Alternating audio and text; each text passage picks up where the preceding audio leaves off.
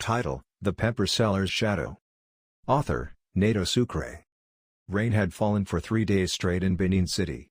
The red earth turned soft, gutters overflowed, and the market smelled of wet pepper, smoke, and whispers. At New Benin Market, among women who shouted prices and fought for space, stood Mama Asohe's pepper stall. Her stall was ordinary until you noticed her shadow. It was Osasu, a bus driver, who first spoke of it. On hot afternoons, when the sun sat over Ring Road, he swore her shadow walked in the opposite direction. On stormy nights, it stood still while Mama Asohe ground pepper with both hands. Sometimes, it waved at him even when her arms were still. At first people laughed. But soon the women beside her began to shift their stalls away. Children no longer fetched pepper from her table at dusk.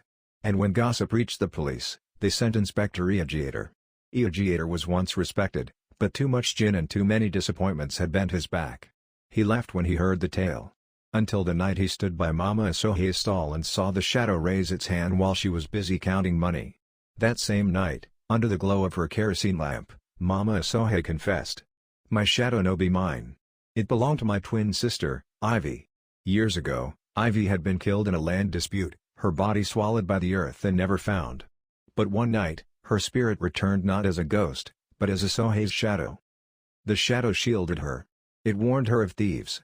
It pulled her from the path of speeding Okadas. But in her dreams it whispered, "Find my body, or I will abandon you." Eagiator and Mama Asohe followed trails through the dripping markets of Uslu, the alleys of Igun Street where bronze casters worked late, and shrines hidden behind locked wooden doors. They heard gang boys swear they had seen a shadow walking without a body. They found pepper seeds scattered like sacrifice before a carved idol. And at last, beneath the stall of a rival trader where laughter once covered envy, they dug and uncovered Ivy's bones.